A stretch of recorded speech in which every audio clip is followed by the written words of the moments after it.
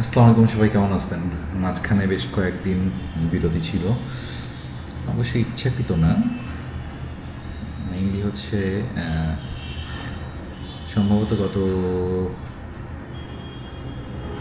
মঙ্গলবার অথবা হ্যাঁ মঙ্গলবারে আমি অফিস থেকে ফেরার সময় আমার লাঞ্চ বক্সটা আসলে বাইক থেকে পড়ে যায়। আমি দেখলাম যে পড়ে গেছে, ঘুরে গিয়ে ওটা খুঁজতে গিয়ে দেখি কেউ একজন তুলে নিয়ে গেছে। যাই হোক, তা আসলে কিছু করার নাই। নতুন লাঞ্চ বক্স নিয়ে আসছি আজকে। দেখি আজকে আমাদের খাবারে কি আছে। আমার প্রিয় সেই বেগুন ভাজি, বাইম মাছ ভুনা, আর অ্যাজ ইউজুয়াল সাদা ভাত তো থাকছেই। তো বিসমিল্লাহ বলে শুরু করি, সবাই সাথে থাকবেন। আর কমেন্ট খুবই কম আসতেছে না, একদমই আসতেছে না। সবাই কমেন্ট করবেন, শেয়ার করবেন, আর হচ্ছে সাবস্ক্রাইব করতে ভুলবেন না।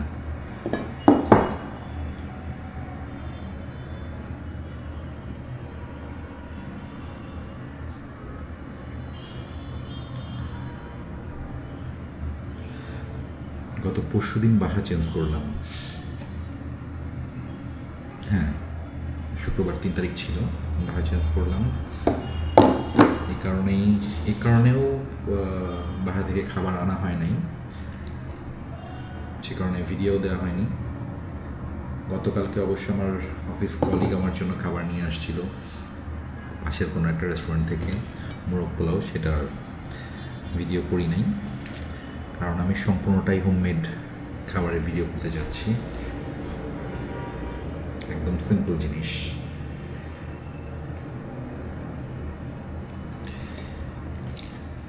কে দেখছেন, কোথা থেকে দেখছেন, কমেন্টে জানালে পরে ডেফিনেটলি তার নাম মেনশন করবো ভিডিওতে।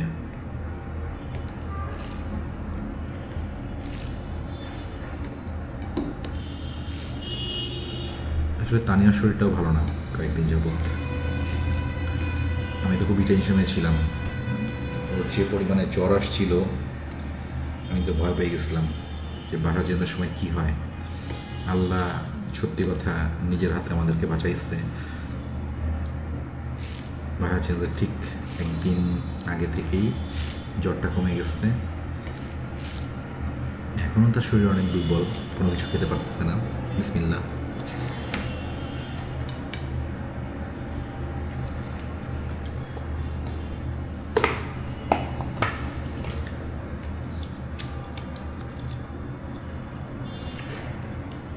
লবণ একটু কম, তার কারণ হচ্ছে জ্বরের কারণে তানিয়া লবণ বুঝতে পারতেছে না, মুখে একদম টেস্ট নেই।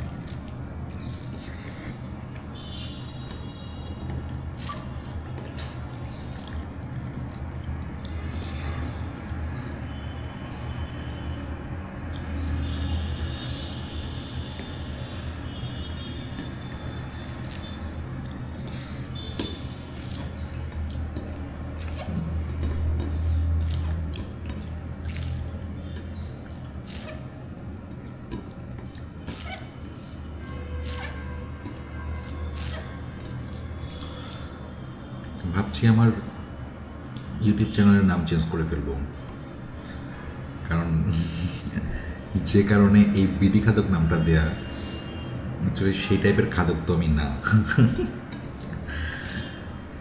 কী নাম দেওয়া যায় কমেন্টে জানাবেন। তবে আমার একটা পছন্দের নাম আমি অলরেডি পেয়ে গেছি, দেখি আপনারা কী নাম দেন।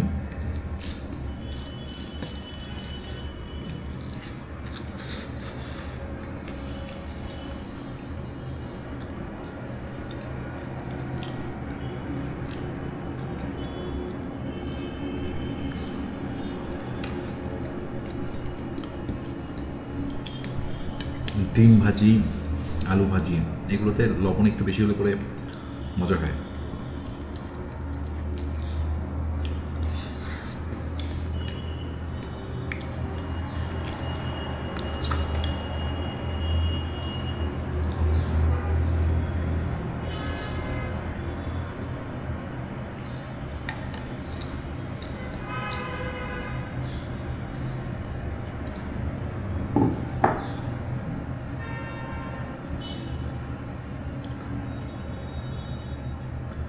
তানিয়াকে বলতে হবে ভাত একটু কমাই দিতে, কারণ এই যে লাঞ্চ বক্সটা একটু বড় আগের তুলনায়।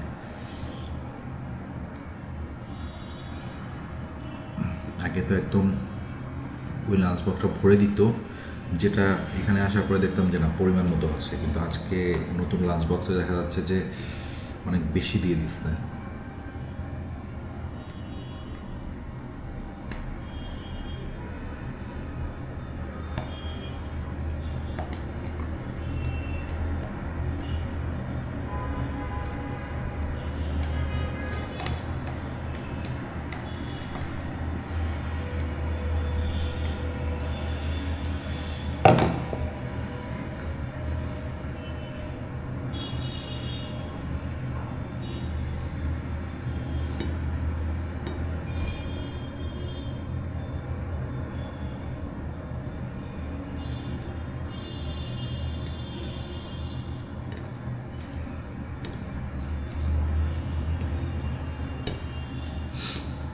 আজকে আসার সময় তানিয়া বলছিল যে কাঁচামরিচ কয়টা দিব, বলছি একটাও না। তো বলছে কেন? কাঁচামরিচের কেজি 450 টাকা, সো এইভাবে খাওয়া যাবে না। রান্নায় যেগুলো দিচ্ছে সেগুলোই যথেষ্ট। বরং বাসায় বেশ কয়েকটা বোম্বাই মরিচ কিনে রাখবো, সেগুলো নিয়ে আসবো।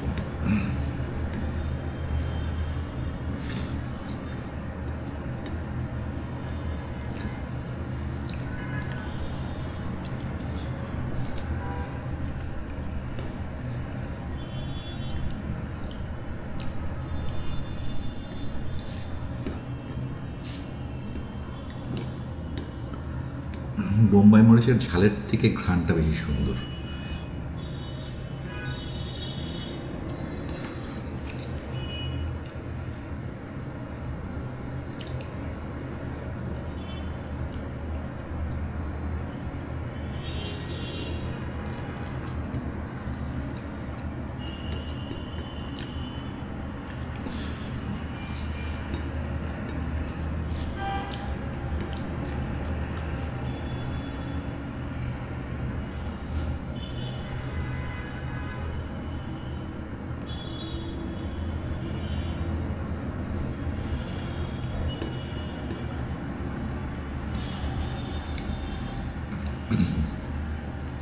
আমি একবার ছোটোবেলায়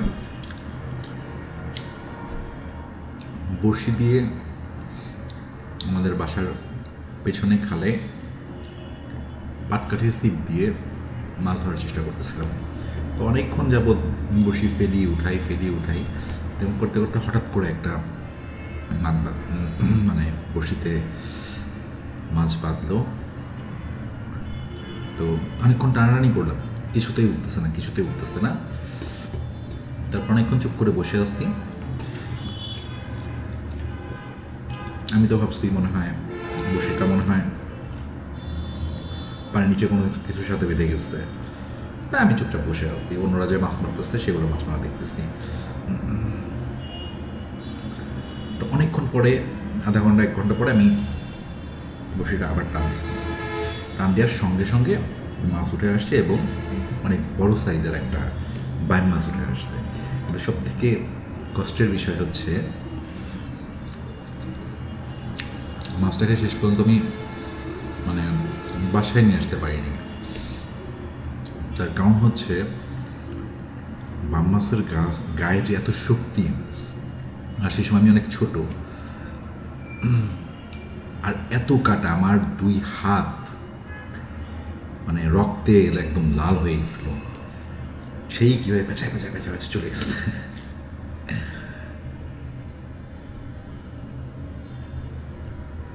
কয়েকদিন আগে অবশ্য একটা ট্যুর গ্রুপের সাথে মিঠামই নষ্টগ্রাম গেছিলাম। তো অনেক ঘোরাঘুরির পরে যে সময় আমরা সবাই মিলে গোসল করতে নামছি,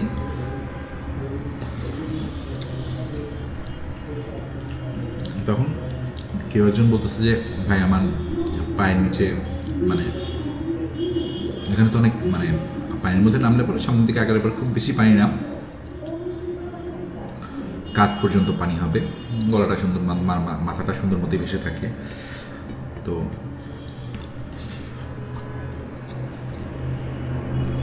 বলছে আমি বাসের উপর দাঁড়ায় আসছি, কাদা লাগতেছে না পায়ে। তা আমি বললাম ঠিক আছে, আমিও দাঁড়াই। দাঁড়াতে গিয়ে দেখলাম যে বাসটা ছোট। এদিক ওদিক পা দিয়ে বোঝার চেষ্টা করলাম যে বাসটা কত বড়, কিন্তু ছোটো একটা বাস।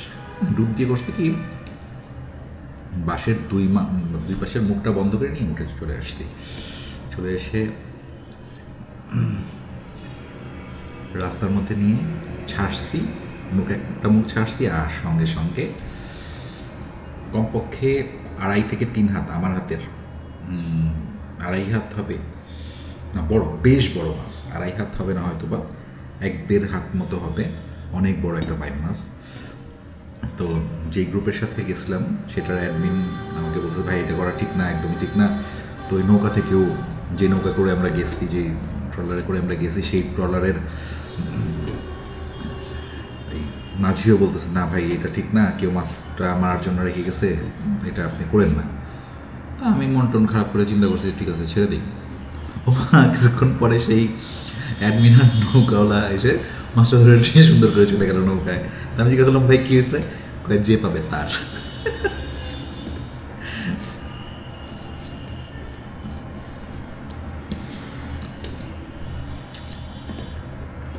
পরে অবশ্য সেই মাছটা রান্না করছিল। আমরা তো অনেকেই ছিলাম, সবার ভাগে তো আর পরে নাই, অনেকে মাছ খায় না আমার মতো, আমি তো বেছে বেছে মাছ খাই।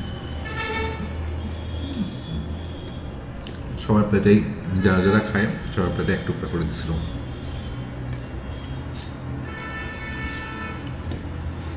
মাছ ধরতে বেশ ভালো লাগে, আমি হাত দিয়ে অনেক মাছ ধরছি আমার লাইফে,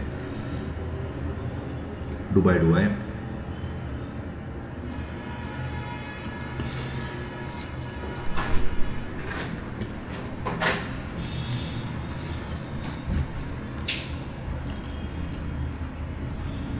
লাঞ্চ করছো?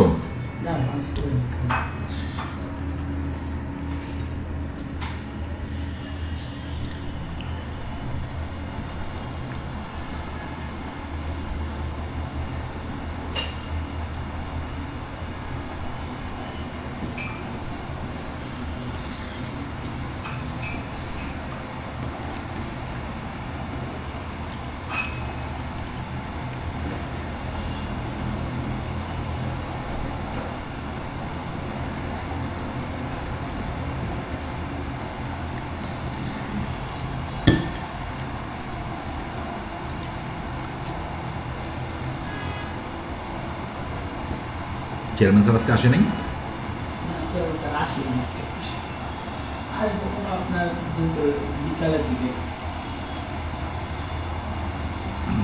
ওমর কই? নামাজ পড়তেছে।